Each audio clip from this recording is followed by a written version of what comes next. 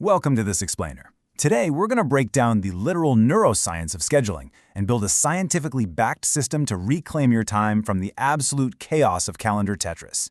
If you've ever felt completely drained before your workday even really begins, just staring at a massive wall of double-booked meetings, you're exactly in the right place.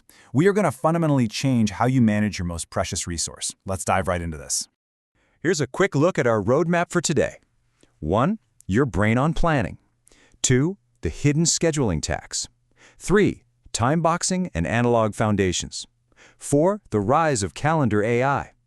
5. Email meets calendar agents. And finally, number 6, your perfect 2026 system. We're going to build a really powerful stack system from the ground up. We'll start with the human brain, move into analog habits to ground us, and cap it all off with the most autonomous 2026 AI tools available. All right, starting with Section 1, your brain on planning, or as I like to call it, meet your inner CEO. To truly understand why scheduling is so exhausting, we've got to start at the foundational level, your own brain. Let's kick things off with a pretty staggering number, 35,000. According to the American Psychological Association, that is the estimated number of decisions the average adult makes every single day. Think about that context for a second. From the moment you wake up and pick out your outfit to deciding which email to answer first or even just whether to grab coffee before a meeting, every single micro-choice drains a tiny bit of your mental battery. Without a plan, your brain is just sitting in a constant state of alert, making rapid-fire decisions on the fly and burning through crucial metabolic energy way before lunch. And look, this relentless stream of choices, it leads directly to decision fatigue. When your brain is constantly forced to answer the fundamental question, okay, what should I do next? It completely depletes your willpower.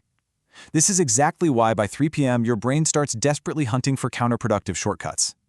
Instead of tackling that deep strategic presentation, you end up busy working. You're procrastinating, organizing your desk, or just making impulsive, low-effort choices simply to avoid heavy analytical thinking. So the absolutely crucial takeaway here is that we have to protect our brain's CEO, the prefrontal cortex. This region, sitting right behind your forehead, is your planning powerhouse. By visually mapping out your day in advance, you're effectively outsourcing that heavy cognitive load. You are pre-deciding. And the science on this is wild. Research shows that this kind of visual planning actually reduces stress-inducing cortisol levels by up to 50%. You aren't just organizing a to-do list, you are literally changing your brain chemistry and creating a much calmer internal environment. Which brings us perfectly to Section 2, the hidden scheduling tax and the 30-email dance. Now that we know our brain's limitations, let's look at how the modern workplace exploits them. We're faced with a massive paradox here. If our brains naturally crave structure and plans, why on earth does the act of scheduling meetings totally exhaust us? Well, the answer lies in the friction of the dreaded 30-email scheduling dance. We have all been held hostage in those agonizing threads, right? Does Tuesday at 2 work? No. How about Thursday?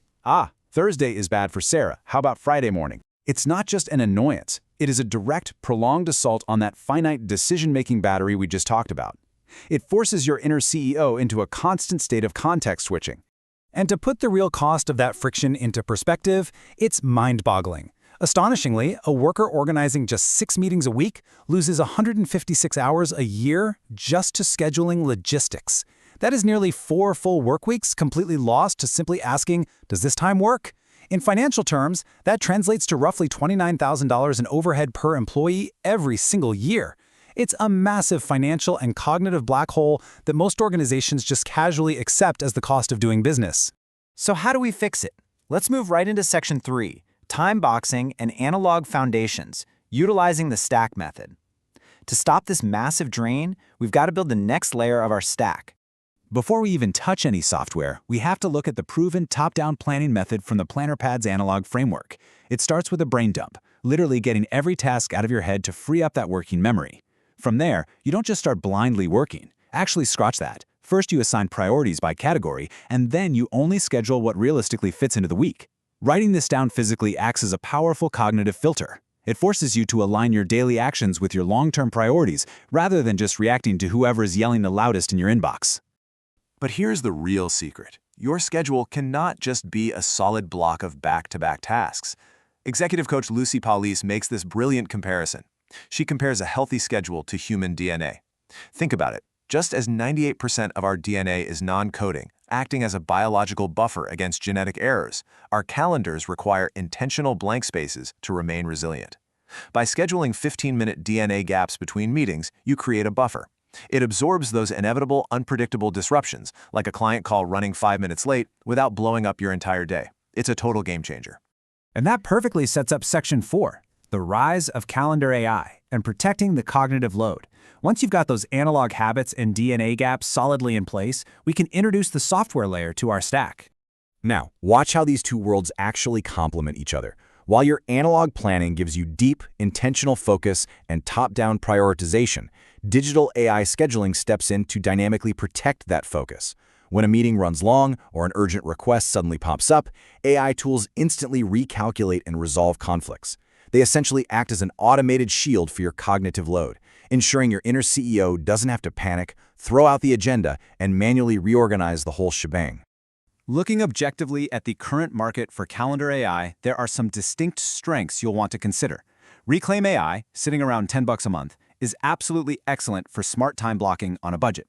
Then you have Motion at $29 a month, which really dominates in taking your massive task list and auto-scheduling it around your meetings. And Clockwise at $11.50 a month is just unmatched for team-level meeting optimization. It shifts internal meetings around behind the scenes to open up continuous blocks of focus time for everyone. It's all about finding the tool that solves your specific bottleneck. But, as we'll see in Section 5, email meets calendar agents and closing the loop, calendar AI alone isn't always quite enough. Because most scheduling friction begins in the inbox, we have to look at the next evolution. To truly kill that 30-email dance once and for all, you need agents that can read context, check your calendar, and independently draft the reply. Here's a neutral breakdown of the top players. Alfred excels at overnight triage and delivering a daily brief for Outlook users. Carly proactively acts like an executive assistant, executing tasks and proposing times across hundreds of connected tools. And Sandor.ai acts as a brilliant second brain for ADHD knowledge workers, capturing semantic notes to bridge the gap between scattered thoughts and a rigid calendar. These agents completely close the loop between communication and execution. Okay, we've covered the science, the strategies, and the software. Let's move to Section 6, your perfect 2026 system, building your stack, and put all of these pieces together. So the ultimate takeaway from this explainer is to build this robust 4-part stack. At the very foundation, you absolutely must respect your prefrontal cortex's finite decision-making battery. Above that, manually protect your daily structure with 15-minute analog DNA buffer gaps. On top of that, deploy an AI calendar tool to dynamically defend your deep work. And finally, at the very top, integrate an email agent to completely automate that tedious back-and-forth negotiation. Together, this stack definitively cures calendar Tetris. I really want to leave you with a final provocative thought here. As you look at tomorrow's schedule, honestly ask yourself, are you running your calendar or is your calendar running you? Ultimately, the science shows that reclaiming your time is definitely not about just working harder or pushing through the fatigue. It is about systematically deciding what truly deserves your energy. Take control of your inner CEO, build your tech stack, and reclaim your time. Thanks so much for joining me on this explainer, and I'll catch you next time.